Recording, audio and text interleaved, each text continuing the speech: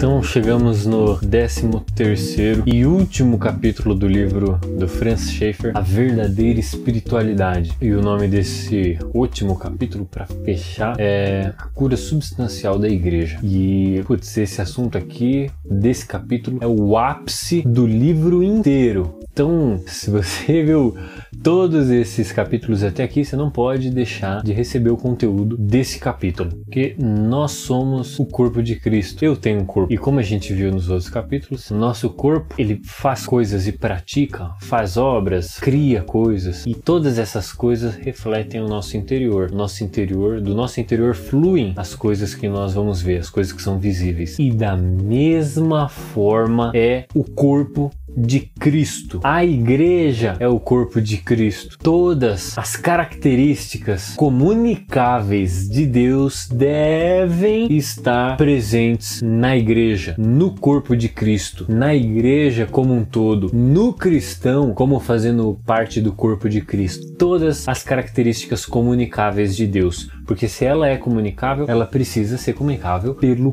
corpo. É pelo corpo e pelas coisas, materiais que a gente externa a nossa personalidade. E a personalidade de Deus também deve ser expressa pelo corpo. Só que, tem essa diferença. Eu sozinho tenho um corpo que eu vou externar as minhas coisas internas. E as coisas do corpo de Cristo, de Deus, serão externalizadas por meio da igreja. Esse é o papel da igreja. Revelar a Cristo ao mundo caído. E isso faz com que a gente pegue aquele ponto, de que a igreja deve ser una. Temos várias partes do corpo. Um é olho, outro é pé, outro é boca, outro é braço, outro é fio de cabelo, outro é uma barbinha, E todas essas pessoas devem estar unas, uma ligadas à outra. Tanto pessoas como denominações, Eles não podem estar com briguinha e intriguinha, na verdade. Mas até aqueles que se dizem igreja, mas não são, devem estar distintamente separados, e, claro, declaradamente desligados do corpo. Eles são hereges, eles são mundanos, eles são filhos de Satanás. Tem que ser muito claro essa distinção. Isso daqui é o corpo de Cristo. Esse é o corpo da eclesiástica. Que está fora disso não faz parte do corpo. Então qualquer outro tipo de denominação ou religião, o que quer que seja, que não faz parte do corpo de Cristo, deve ser tratado como externo ao corpo de Cristo. Exatamente para que a externalização do caráter de Deus para os infiéis, para os ímpios e para as pessoas que não creem em Deus, não seja maculado pelas atividades dessas pessoas que não fazem parte do corpo de Cristo, porque eles vão manifestar qualquer coisa, menos o caráter de Cristo. Mas todos os membros que estão no verdadeiro corpo de Cristo, eles precisam estar ligados diretamente à cabeça, porque um membro não pode estar simplesmente ligado no outro, mas eles todos recebem informação da cabeça, que é Deus. E dessa forma, cada um vai exercer sua função no devido lugar, como deve ser feito, como deve ser executado, tanto no nível pessoal como no nível denominacional, organizacional. Ou seja, eu pessoalmente tenho um objetivo, eu preciso ter comunhão com Deus para que eu entenda o meu objetivo e execute ele da forma correta. Todos os cristãos, pessoalmente, precisam ter um relacionamento direto com Deus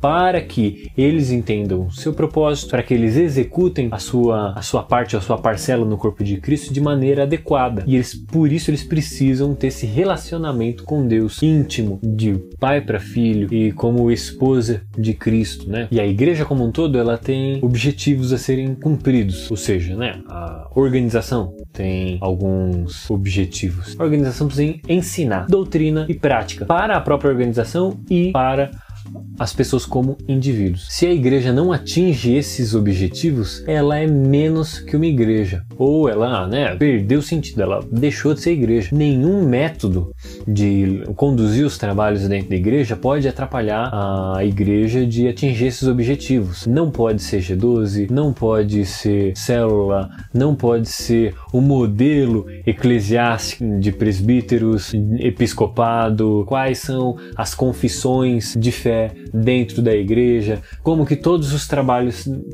vão ser levados. Nenhuma dessas coisas podem atrapalhar a condução correta do Espírito Santo dentro da igreja, ensinando a pura palavra de Deus e a pura aplicação dessa palavra. Dessa forma, a gente primeiro precisa ser submissos a Deus. Logo depois, precisamos ser submissos a essas ordens que foram estabelecidas por esse Deus. E logo abaixo disso, precisamos ser submissos às autoridades e às organizações, de forma que essa escala não pode mudar de ordem. Sempre a organização que está abaixo, ela precisa obedecer às leis de Deus e ao próprio Deus. Essas leis estabelecidas precisam estar acima da igreja e abaixo do próprio Deus, e o próprio Deus acima de todas elas. Se qualquer um desses três elementos perdem essa organização ou essa sequência, você tem o direito de desobedecer essa organização, seja estatal, seja igreja, seja trabalho. Se qualquer uma delas, em algum ponto, exerce um poder que vai além do que é estabelecido pelas regras de Deus, deve ser desobedecida. Se alguma regra se coloca acima do próprio Deus, deve ser desobedecida. Essa regra de autoridade precisa estar muito clara dentro da vida do cristão e da igreja. E como a regra última é o relacionamento com Deus, né? Nosso relacionamento com Deus e a pessoalidade com Deus, nós devemos ter, e a igreja como um todo, uma vida fervorosa e de muita comunhão com Deus, para que dessa forma Ele conduza a nossa vida e todo o trabalho eclesiástico. E os trabalhos eclesiásticos não podem se tornar simplesmente um trabalho aqui, um trabalho ali, de forma que se torne muito mais importante o método do que a atividade do Espírito Santo. Colocar nenhum tipo de método ou atividade que a igreja como corpo, ou eu como corpo de Cristo, faça, que tenha mais valor ou que seja mais poderoso do que a própria palavra de Deus. Qualquer tipo de atividade dentro da igreja tem que se entender, está estabelecido de que quem fez isso foi Deus por meio da sua graça. Se qualquer coisa de certo aconteceu, qualquer coisa de bom aconteceu, não foi o método, não foi uma pessoa que conduziu os trabalhos, não foi nada que é carnal, nada que é palpável. Se alguma coisa deu certo, a glória tem que ser rendida a Deus e a Ele somente. No Antigo Testamento, todas as coisas se baseavam na obediência e no relacionamento pessoal com Deus. Todas as coisas no Antigo Testamento precisavam obedecer às regras lá que Deus estabeleceu e no seu próprio relacionamento com o próprio Deus. Na nossa vida cristã, hoje deve ser da mesma forma. Ou seja, nós como corpo de Cristo e a própria igreja, como organização do corpo de Cristo, deve fazer com que a realidade da vida cristã transborde em todas as áreas da vida, pessoal, organizacional, em todos os trabalhos e atividades que seja feita pelo ser humano na face da terra, deve ter o seu foco em render glória a Deus e revelar a verdade de Deus. Todo e qualquer tipo de ato sobre a terra, ou até na linguagem do Gênesis, toda a cultura,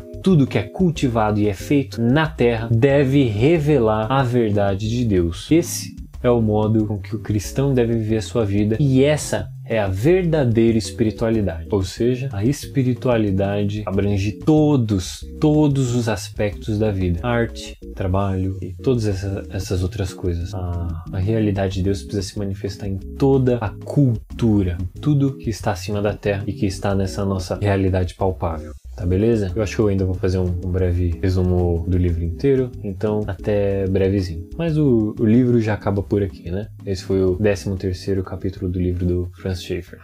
Até